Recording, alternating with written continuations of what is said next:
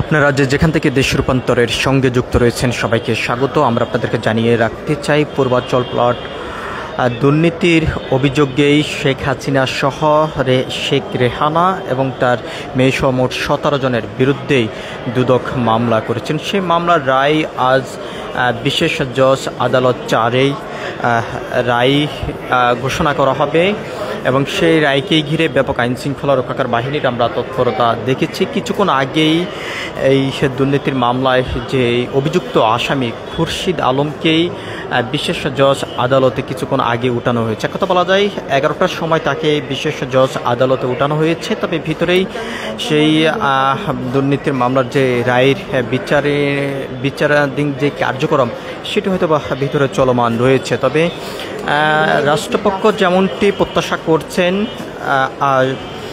তারা সর্বোচ্চ শাস্তির দাবি করে যাচ্ছেন। আমরা আপনাদেরকে একটু জানিয়ে রাখতে চাই, মোট 17 জন এই মামলার আসামি রয়েছে, তার ভিতরে একজন গ্রেপ্তার হয়েছেন এবং খুরশিদ আলম তাকে কিছুক্ষণ আগেই বিশেষ জজ 4 আদালতে আনা হয়েছে এবং সেখানে বিচারের যে কার্যক্রম সেটি হয়তোবা ভিতরে চলমান রয়েছে। তবে সর্বশেষ কি রায় আসে সেই রায় পর্যন্ত অপেক্ষা করতে হবে। তবে রাষ্ট্রপক্ষ যেমনটি প্রত্যাশা করছেন সর্বোচ্চ শাস্তির রায় তারা প্রত্যাশা করছেন। আমরা আপনাদেরকে একটু জানিয়ে রাখতে চাই, 17 জন আসামির ভিতরেই একজন আটক রয়েছেন, বাকি 16 জন আসামি এখনও পলাতক রয়েছেন। তার ভিতরেই প্রধান আসামি শেখ হাসিনা এবং তার বোন শেখ রেহানা সহ মোট 17 জন আসামি রয়েছেন এই মামলায় অভিযুক্ত। এবং আমরা আপনাদেরকে একটু দেখানোর চেষ্টা করছি সরাসরি বিশেষ জজ আদালতের সামনের থেকে যুক্ত হয়ে। এখান থেকেই যেমনটি অনেকেই জানিয়েছেন যে বিভিন্নভাবেই অনেক অভিযোগ উঠে এসেছে। রাজুকের থেকে বরাদ্দ নেওয়া প্লটের যেই অভিযোগটি এসেছে সেই অভিযোগের মূল সঠিক যেই বিচারাধীন কাজ সেটি রাষ্ট্রপক্ষ সর্বোচ্চ শাস্তির দাবি সহ তারা ন্যায্য বিচার প্রত্যাশা করছেন এবং আজকের এই বিচারের রায় ঘোষণা করবেন বিশেষ জজ আদালতের বিচারক মোহাম্মদ রবিউল আলম। এবং এর আগে যদিও মানবতা বিরোধী থেকে শুরু করে গণহত্যা বেশ কয়েকটি মামলার অভিযুক্ত আসামি রয়েছেন সাবেক সরকার পলাতক শেখ হাসিনা, এবং আজকের তারই মামলার এই রায় ঘোষণা করা হবে এবং সেই রায়কে ঘিরেই আমরা দেখেছি শহরের বিভিন্ন গুরুত্বপূর্ণ স্থানে আইন শৃঙ্খলা রক্ষাকার বাহিনীর ব্যাপক জোরদার। এবং এই মামলার রায়কে ঘিরেই অনেকে যেমনটি প্রত্যাশা করে যাচ্ছেন সর্বোচ্চ শাস্তি প্রত্যাশা করে যাচ্ছেন আদালতের কাছে।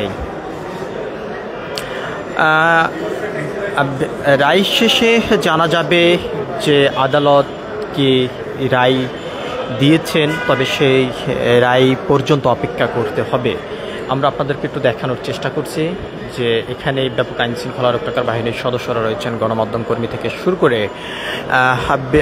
বিভিন্ন আইন শৃঙ্খলা রক্ষাকার বাহিনীর সাদা পোশাকধারী ইউনিটি রয়েছেন। আমরা আপনাদেরকে আরেকটি বিষয় একটু জানিয়ে রাখতে চাই, বিগত সরকার শেখ হাসিনা গণহত্যা থেকে শুরু করেই বিভিন্ন মানবতা অপরাধী কার্যক্রম থেকে শুরু করে গুম খুন থেকে শুরু করে বিভিন্ন অপরাধের সঙ্গে সে জড়িত রয়েছেন এবং দুর্নীতি রাজুক থেকে প্লট বরাদ্দ নেওয়া থেকে শুরু করে তার বিরুদ্ধে একাধিক অভিযোগ রয়েছে। তার ভিতরেই 2টি মামলার রায় দেওয়া হয়েছে, তবে আজকের মামলাটি সহ মোট 3টি মামলার রায়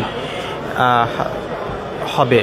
তবে আজকের মামলার রায়কে ঘিরেই রাষ্ট্রপক্ষ যেমনটি প্রত্যাশা করছেন সর্বোচ্চ শাস্তি তারা প্রত্যাশা করছেন। তবে বিচারাধীন কাজ শেষেই হয়তোবা জানা যাবে যে আদালত থেকে কি রায় এসেছে, সেই রায় পর্যন্ত অপেক্ষা করতে হবে। সব কিছু মিলিয়ে যদি বলা যায় যে দুর্নীতির অভিযোগ উঠেছে এবং যে সমস্ত অপরাধের সঙ্গেই এই অভিযুক্ত যারা রয়েছেন তাদের বিরুদ্ধে এসেছে, সে বিষয় নিয়ে বিভিন্ন সাধারণ জনগণের ভিতরে কিন্তু একটি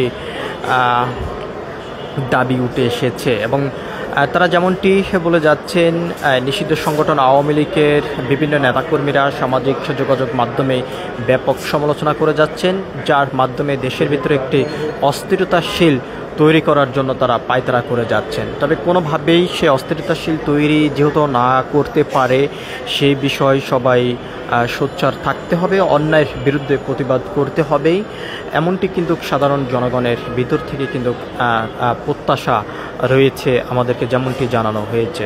তবে বিগত যেই 17 বছর শাসন শোষণের মধ্য দিয়ে সাবেক সরকার স্বৈরাচার শেখ হাসিনা বিভিন্ন গুম খুন থেকে শুরু করে যে সমস্ত অপরাধের সঙ্গে জড়িত রয়েছেন, সকল অপরাধের বিচার কার্যক্রম করতে হবে, এমনটি প্রত্যাশা করে যাচ্ছেন। আজকে একটি প্লট দুর্নীতির যে অভিযোগটি উঠেছে, সেই অভিযোগের মামলার রায় আজকে ঘোষণা করা হবে। সেই বিশেষ জজ আদালত 4-এর যে বিচারক মোহাম্মদ রবিউল আলম, তিনি মামলার রায় আজকে ঘোষণা করবেন। তবে রায়কে ঘিরেই রাষ্ট্রপক্ষের যেমনটি প্রত্যাশা রয়েছে, সর্বোচ্চ শাস্তির দাবি তারা প্রত্যাশা করছেন। সব কিছু মিলিয়ে ছিল এখনকার মতন আমার কাছে সর্বশেষ। পরবর্তী আপডেট পেতে সবাই দেশ রূপান্তরের সঙ্গে থাকুন। ধন্যবাদ সবাইকে।